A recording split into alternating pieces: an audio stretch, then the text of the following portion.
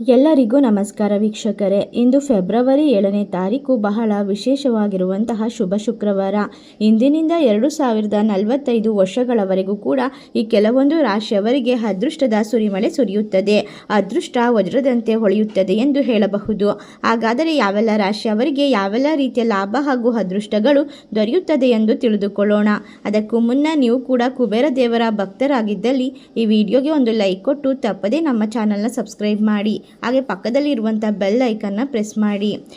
ಹಾಗೂ ನಿಮ್ಮ ಜೀವನದ ಸಮಸ್ಯೆಗಳಾದ ವಿದ್ಯೆ, ಆರೋಗ್ಯ, ಕೋರ್ಟ್ ಕೇಸ್, ಪ್ರೀತಿಯಲ್ಲಿ ನಂಬಿ ಮೋಸ, ಇನ್ನು ಮುಂತಾದ ಸಮಸ್ಯೆಗಳಿಗೆ ಡಿಸ್ಪ್ಲೇ ಆಗುತ್ತಿರುವ ಗುರುಜಿ ನಂಬರ್ಗೆ ಕರೆ ಮಾಡಿ ನಿಮ್ಮ ಸಮಸ್ಯೆಗಳನ್ನು ಪರಿಹಾರ ಮಾಡಿಕೊಳ್ಳಿ. ಹೌದು, ಈ ರಾಶಿಯಲ್ಲಿರುವಂತಹ ವ್ಯಕ್ತಿಗಳಿಗೆ ನಿಲ್ಲಿಸಿದ ಕೆಲಸಗಳು ಪೂರ್ಣಗೊಳ್ಳುತ್ತವೆ.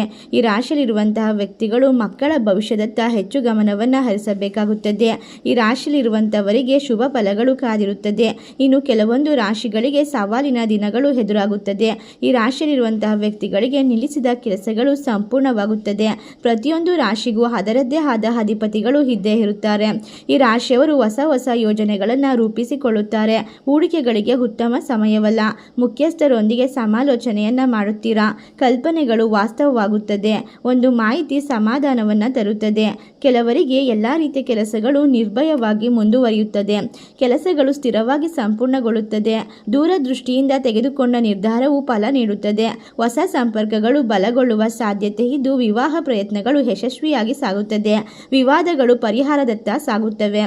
ಇನ್ನು ಈ ರಾಶಿಯವರು ಕಷ್ಟಪಟ್ಟು ಉತ್ತಮ ಫಲಿತಾಂಶವನ್ನು ಪಡೆಯುತ್ತಾರೆ. ಪ್ರಯತ್ನಗಳನ್ನು ಮುಂದುವರಿಸುವುದರಿಂದ ನಿಮ್ಮ ಜೀವನದಲ್ಲಿ ಒಂದಲ್ಲ ಒಂದು ದಿನ ಎಲ್ಲ ರೀತಿಯ ಅವಕಾಶಗಳನ್ನು ಪಡೆದುಕೊಳ್ಳುತ್ತೀರಾ. ಅವಕಾಶಗಳು ಒಟ್ಟಿಗೆ ನಿಮಗೆ ಬಂದು ಸೇರುತ್ತವೆ. ಬರಬೇಕಾದ ಹಣ ಕೂಡ ಕೈ ಸೇರಲಿದೆ. ಪರಿಚಿತರು ಸಹಾಯವನ್ನು ಕೇಳಿಕೊಂಡು ಬರುತ್ತಾರೆ. ಈ ರಾಶಿಯಲ್ಲಿರುವಂತಹ ವ್ಯಕ್ತಿಗಳಿಗೆ ಇನ್ನು 2045 ವರ್ಷಗಳವರೆಗೂ ಕೂಡ ಸಂಪೂರ್ಣವಾಗಿ ಕುಬೇರ ದೇವನ ಕೃಪಕಟಾಕ್ಷ ಇರುವುದರಿಂದ ಭಿಕ್ಷುಕನೂ ಕೂಡ ಕೋಟ್ಯಾಧಿಪತಿಯಾಗುವಂತಹ ಮಹಾಯೋಗವನ್ನು ಪಡೆದುಕೊಳ್ಳುತ್ತಿದ್ದಾರೆ. ಈ ರಾಶಿಯಲ್ಲಿರುವಂತಹ ವ್ಯಕ್ತಿಗಳಿಗೆ ಇನ್ನು ಮುಂದೆ ಮಕ್ಕಳ ಭವಿಷ್ಯದತ್ತ ಹೆಚ್ಚು ಗಮನವನ್ನು ಹರಿಸಬೇಕಾಗುತ್ತದೆ. ಕೆಲಸಗಳನ್ನು ಯಾವುದೇ ಕಾರಣಕ್ಕೂ ಮುಂದೂಡಬೇಡಿ. ಇಂದಿನ ಕೆಲಸವನ್ನು ಹಿಂದೆ ಮಾಡಿ ಮುಗಿಸುವುದು ಉತ್ತಮವಾಗಿರುತ್ತದೆ. ಪ್ರಮುಖ ಕೆಲಸಗಳನ್ನು ಯಾವತ್ತೂ ಕೂಡ ನೀವು ನಿರ್ಲಕ್ಷ್ಯ ಮಾಡುವುದು ಉತ್ತಮವಲ್ಲ. ಪ್ರಮುಖ ಕೆಲಸಗಳಲ್ಲಿ ಹಿರಿಯರ ಸಲಹೆಯನ್ನು ಪಡೆದುಕೊಳ್ಳಬೇಕಾಗುತ್ತದೆ. ದಾಖಲೆಗಳು ಮತ್ತು ಬೆಲೆ ಬಾಳುವ ವಸ್ತುಗಳ ಬಗ್ಗೆ ಜಾಗರೂಕತೆಯನ್ನು ವಹಿಸಬೇಕು.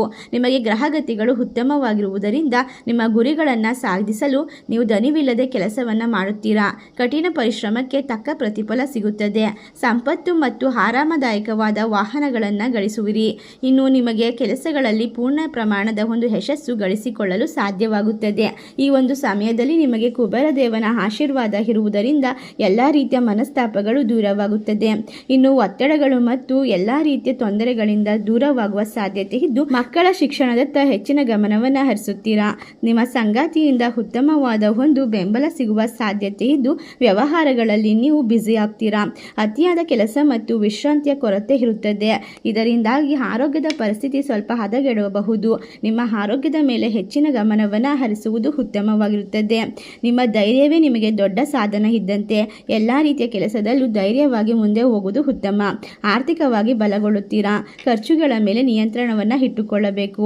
ನಿಮ್ಮ ಪ್ರೀತಿ ಪಾತ್ರರ ಜೊತೆ ಉತ್ತಮ ಸಮಯವನ್ನು ಕಳೆಯಲು ಇಂದು ಸೂಕ್ತವಾದ ಸಮಯವಾಗಿದೆ. ಇನ್ನು ಮುಂದಿನ 2045 ವರ್ಷಗಳವರೆಗೂ ಕೂಡ ಸಂತೋಷದ ಸಿಹಿ ಸುದ್ದಿ ಕೇಳಿ ಬರುತ್ತದೆ. ಇಷ್ಟೆಲ್ಲ ಲಾಭ ಹಾಗೂ ಅದೃಷ್ಟವನ್ನ ಬರಮಾಡಿಕೊಂಡು ಭಿಕ್ಷುಕನು ಕೂಡ ಕೋಟ್ಯಾಧಿಪತಿಯಾಗುತ್ತಿರುವಂತಹ ಅದೃಷ್ಟವಂತ ರಾಶಿಗಳು ಯಾವುವು ಎಂದರೆ ವೃಶ್ಚಿಕ ರಾಶಿ, ತುಲಾ ರಾಶಿ, ಮೇಷ ರಾಶಿ, ಮೀನ ರಾಶಿ, ಕುಂಭ ರಾಶಿ, ಧನಸ್ಸು ರಾಶಿ, ಕರ್ಕಾಟಕ ರಾಶಿ.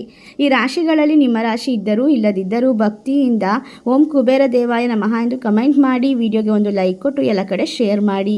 ಧನ್ಯವಾದಗಳು.